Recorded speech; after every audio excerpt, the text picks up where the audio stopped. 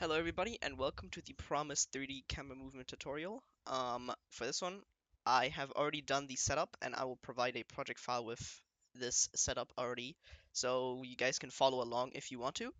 Um, but yeah, so starting off, you're gonna want to put position and X, Y, and Z rotation keyframes on your null over here, because we will not be touching this camera layer at all. We will only be working with nulls.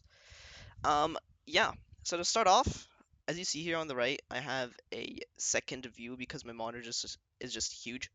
But yeah, you can move your camera two ways. You can mess with these values over here, or you can mess with this over here on the second view. I like to use the second view thingy here on the beginning. So what I do is I just pull this camera back like this, or you can just go on the Z rotation thingy here, and I pull it down to look at my character. So like the crosshairs on roughly the head or chest level on the character. For this one, surprise, surprise, we have Sung Jin Woo again. And what we want to start off with is we just want to go a bit to the left or right, but we're going to start with the left. And then we're going to change the Y rotation to roughly 11-ish, 10, 11, whatever you like.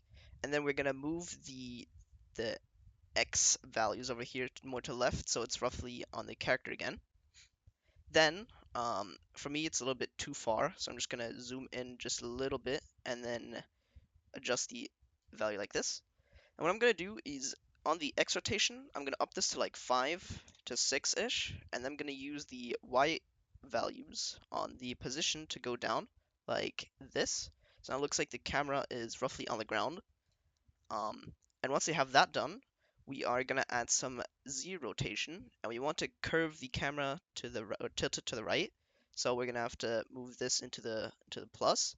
And I usually like to go for 20 to 30 on the value, but it really depends on how much tilt you want. And that is the beginning of the camera movement. Then we skip to the second beat over here. One clip usually is 3 beats long. And then what you want to do is you just see all these X, Y, and Z rotations. You just go back to these and set them to 0, like this. Boom. So you have a really cursed camera angle now. And now you just adjust it and zoom it in onto your character, like so. And now, once we have this, we can start doing the other adjustments. For example, we started on plus here on the X rotation. So we're going to go into minus, and I usually like to go to roughly 10 to 12 on this. And we're just going to pop this camera up like this, so our character is in full view. Then we're going to go to Y rotation. You can see we started on plus 10, so we roughly want to go to like minus 6, minus 8, roughly, however you want it. And then you adjust the X values like this. And then we started on plus 20 on the Z rotation, so we are going to go roughly to minus 20 or however much you want on the Z rotation over here. And since I don't want these feet to be like little curves, I'm just going to go up a little bit like this. You know, just like chest level. You can zoom in more if you want to, like this, and then you just have to adjust it like that. And that is basically the second beat done. Then what you do is you just press O or go to the last frame on the clip. I like to usually, on my endings, I like to be on this frame here before because, well, you can't see anything anymore. But now what we're going to do is we're just going to go back, set all these to 0. No, never mind. You set the X rotation to 0, and then you play with the Z rotation. You put it on the positives again. I'm going to keep it on 26 here. And then since we put the X rotation to 0, we can go down with the Y values. And sometimes I like to just keep it on chest level, but another time I can just put this camera on roughly towards the groundish. And then here, the second view, this is cool because now you can just drag the camera back, because if you check these values, it pops all of them except the Y one. So it automatically aligns like this, and you can just pull the camera back. Right now it kind of looks a bit like too much rotation, so I'm just gonna do it like this. Couple values, and then that is basically done for that movement. And then you want to add a keyframe for the Y rotation, because I usually do not mess with the Y rotation from the second to the third keyframe, but you can if you want to. And that is this done. So now it just kind of looks like this. You see how it does that little movement and it goes down like this again. Now for the graphs, you take all these keyframes, you highlight all of them, you press F9 to easy ease them, or however you have your keybind set, and you go into the graph editor and right click on this and edit the speed graphs. We do not want the value graphs because, yeah, that. You edit the speed graphs, and then what you do is you highlight all of these like this, and then you just pull this one all the way to the left, and then on the second one that go out, that stick out a little bit, you just pull them a bit towards the middle basically. So you pull both to the left, and then you probably have to keep adjusting this, but then you have this basically. You see how it just stops like this? It looks kind of cursed, but trust me, if you have shakes or something, it makes it way better. Here I'm gonna do an adjustment. I kind of want this a bit lower, like so. And you don't have to mess with the graph anymore because these are speed graphs. They stay the same. And that's basically the movement done, like so. And now if you want to zoom back in, what you do is you add another null. I use auto nulls for this because that automatically parents the nulls already.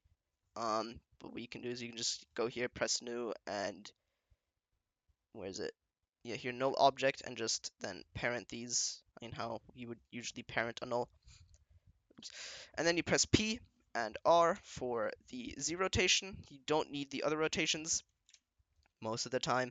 And then what you do is you go with the Z rotation to the opposite values. So we had plus 17, so we go into the minus, like so. You can see how it's really cursed like this, because the anchor point is in the middle here, but that's whatever. You can just reposition your camera like this, and then you zoom into honestly where you want it to. I'm going to zoom in roughly in the chest here, actually on the stomach because our camera's pretty low, so it's not too high, roughly like this. And then what you do is put these roughly to the middle, then you easy ease them again, and then you go into the graph editor, and then you highlight these keyframes again. It's important that you highlight all of these, by the way. And then you just pull this to the end and pull this towards the middle as well, roughly like this. So you have this kind of graph, speed graph wise, like this. And then it roughly looks like this. If you don't really, if you want it to be faster, you can just move these keyframes towards the end, and then you can see it's faster now. I'm not gonna play the video because actually, yeah, this I'm gonna mute the song.